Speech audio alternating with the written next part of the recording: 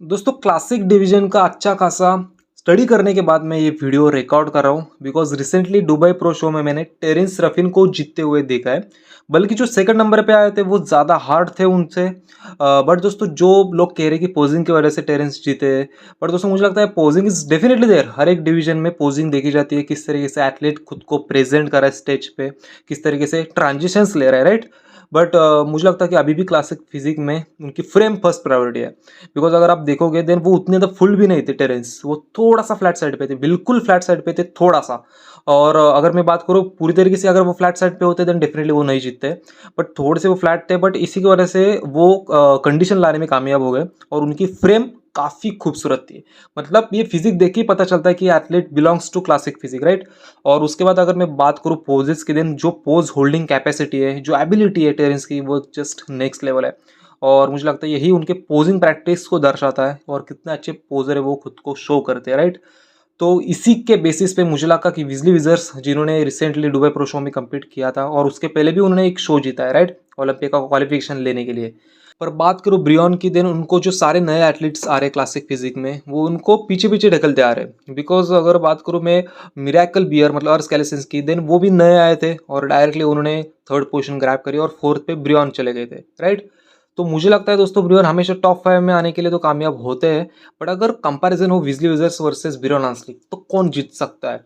Because मैं classic physique की बात करूँ देन ये तो आपको मानना ही पड़ेगा कि क्लासिक फिजिक विजली के पास काफ़ी अच्छी है, फ्रेम अच्छी है उनकी। अगर मैं फिजिक की मैच्योरिटी, कंडीशन, टाइटनेस, वैस्कुलरिटी कहूँ, देन ब्रियन के पास है। बिकॉज उन्होंने अपने बॉडी बिल्डिंग करियर में आज तक कभी भी कंडीशन को मिस नहीं करा है। हर टाइम उन्होंने अपना पीक हिट करा है। और इस तरीके से कुछ पीक हिट करते हैं कि बिल्कुल श्रेडेड टू बोन की फिजिक आती है। और इस साल तो उन्होंने 3-4 पाउंड्स मसल मास भी गेन किया है। सो लेट्स सी वो मसल मास उन्होंने कौन से मसल एरियाज में पुट ऑन करा है, बिकॉज वो इस साल 212 में कम्पीट करने वाले थे। बट अगेन उन्होंने अपना डिसीजन बदला और वो क्लास में कम्पीट करने वाले हैं। सो आई थिंक अगर हम पोजेस की बात करी जाए, देन जो विजली वजह है वो अभी भी ग्रो कर सकते हैं। I don't know wait limit क्या है उनके लिए और कितना बचा है वेट कैप। बट दोस्तों अगर मैं बात करूँ फ्रंट डबल बाइसेप की, देन कंडीशन का no doubt, for condition I am going with Brian Ansley. But अगर वी टेपर की बात करूँ, देन आप देख सकते हो वैक्यूम कितना अच्छे तरीके से हिट करे विजली विजर्स, और उनके लैट्स काफ़ी खुल के आ रहे बाहर, जितने कि ब्रियन के नहीं आते। और लेग्स में दोनों के डीप कट्स है। I appreciate and respect Brian Ansley for continuously bringing the condition. But जो विजली विजर्स है वो भी काफ़ी ज़्यादा कभी ऑफ नहीं आते, वो भी कंडीशन ही आने लगे अभी आजकल। और मुझे लगता है क्लासिक डिवीजन में यही सबसे पहले प्रायोरिटी होती है। आर्म्स की बात करूँ, देन दोनों के आर्म्स उतने ज़्यादा फुलनेस तो कैरी नहीं करते, बट सेपरेशन अच्छा है विजली के आर्म्स में। लैट्स खुल के काफ़ी बाहर आते हैं, चेस्ट उनकी बिल्कुल ड्राई आती है, ठीक आती है, और लेग्स तो दोनों की इंप्रेसिव है। बट यहाँ पे गाइज मुझे जो विजली उनके लेग्स काफ़ी अच्छे लग रहे हैं, बिकॉज क्वाड्स, वास्टिस मिडालिस, इंटरमिडालिस जो मसल्स होते हैं लेग्स के, आउटर स्ट्रिप्स होते हैं, काफ़ी ज़्यादा सेपरेटेड है। और वही उतने सेपरेटेड मसल्स ब्रियन के पास भी है। तो मुझे लगता है दोस्तों सारी चीज़ें दोनों बॉडी बिल्डर्स के सामने से सेम ही है जब अगर फ्रंट से आप ऑब्जर्व करोगे, जज करोगे। But because of we taper मैं जाऊँगा विजली विजर्स के पास। डेफिनेटली ब्रियन असले क्लासिक फिजिक का एक फेस है, उन्होंने क्लासिक फिजिक को रिप्रेजेंट किया था, राइट। बट मुझे लगता है कि जैसे जैसे टाइम जाएगा, उनकी भी अभी एज होने लगी है, तो एज इशू भी उनके फिजिक में डेफिनेटली दिखेगा। पर कहीं ना कहीं क्लासिक के जो एथलीट्स है वो ब्रियन के काफ़ी आगे जा रहे हैं। सो इस साल ये हो सकता है कि दोनों ने अगर पीक करा, देन जो विजली वजह से वो उनको हरा सकते हैं। बट ये भी हो सकता है कि ब्रियन ने अगर 3-4 पाउंड्स मसल गेन किया है, देन वो भी एक अच्छा पैकेज लाएंगे। एंड कंडीशन तो definitely no doubt, I am damn sure कि वो कंडीशन ऑन स्टेज काफ़ी अच्छी लाएंगे। और अगर बात करते हैं फ्रंट लैट स्प्रेड की, देन इस पोज में भी देख सकते हो। तो गाइज मुझे लगता है कि ब्रियन को सैल्यूट करना चाहिए इस कंडीशन के लिए, बिकॉज ये फोटो बिल्कुल भी एडिटेड नहीं है। और किस तरीके से अपने लेग्स को स्क्वीज करते, टाइट करते हैं और इतनी सेपरेटेड कंडीशन लेके आते हैं, और बिल्कुल थके हुए नहीं दिखते, वो स्टेज पे भी नहीं दिखते और 2-3 दिन पहले भी नहीं दिखते। अगर बाकी बॉडी बिल्डर्स की बात करूँ जैसे बिग रैमी, उनका फेस बिल्कुल सकिन दिखता है, बट स्टेज पे कुछ ना कुछ दिक्कत होती है कंडीशन में। और विजली विजर्स भी काफ़ी अच्छे लग रहे हैं और फ्रंट से डोमिनेट करते हैं। अगर मैं अपर बॉडी की बात करूँ, शोल्डर चेस्ट से वो डोमिनेट करते हैं ब्रियन को, और उनके लैट्स काफ़ी खुल के आते हैं। सो इस पोज में आई थिंक उनको ही जीतना चाहिए। और उसके बाद साइड चेस्ट पोज हम नोटिस करते हैं। अगर साइड चेस्ट पोज की बात करूँ, देन बिल्कुल खूबसूरती के साथ हिट करते हैं ब्रियन अंसली। उनका हिट करने का तरीका मुझे काफ़ी पसंद आता है, बिकॉज जो उनकी लेफ्ट वाली चेस्ट होती है वो फुल के बाहर आती है और उसमें स्ट्राइशंस एंड फाइबर्स आप देख सकते हो। बट आपको पता है ना, जो शोल्डर का 3Dनेस होता है, जो आर्म्स का डोमिनेंस होता है, वो नहीं बन पाता।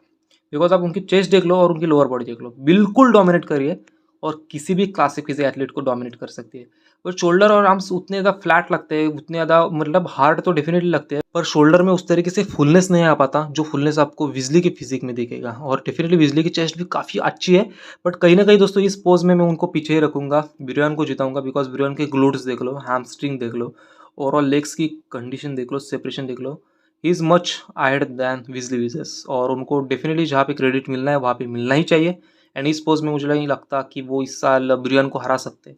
अगर उसके बाद बात करते हैं हम बैक डबल बाइसेप की, जो कि हर एक डिवीजन में इंपॉर्टेंट पोज होती है। मेंस फिजिक में जो बैक लैट स्प्रेड करते हैं, मतलब लैट्स को खोलते हैं, वो इंपॉर्टेंट पोज होता है। बॉडी बिल्डिंग में भी बैक डबल बाइसेप से ही शो जनरली विनर जो होता है वो डिसाइड होता है।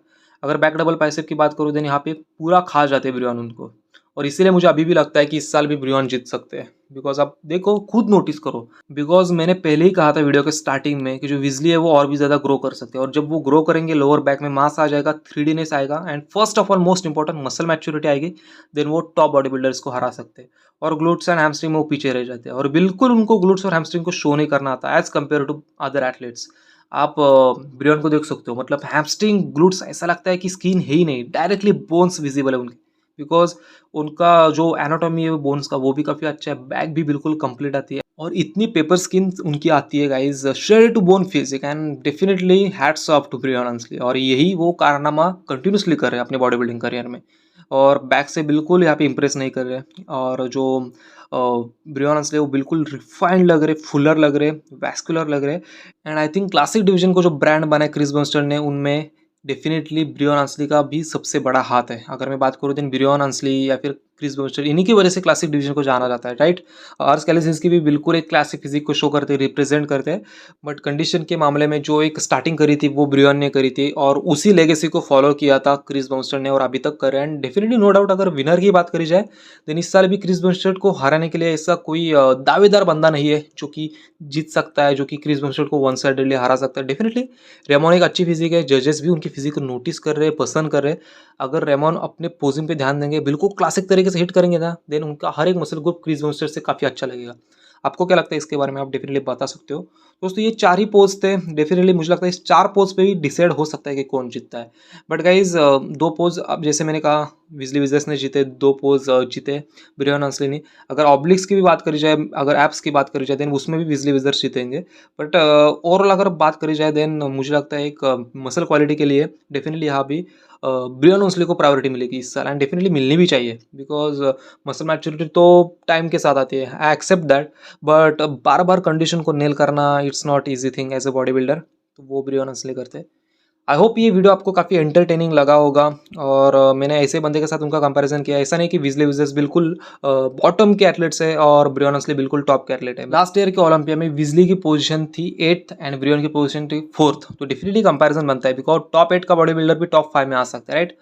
सो वीडियो अगर अच्छा लगा होगा देन प्यारी सी कमेंट छोड़ देना, वीडियो को लाइक मोस्ट इंपॉर्टेंटली कर देना, उसके बाद चैनल को सब्सक्राइब कर देना। So thank you so much for watching it, see you soon, love you all, and stay tuned for the next.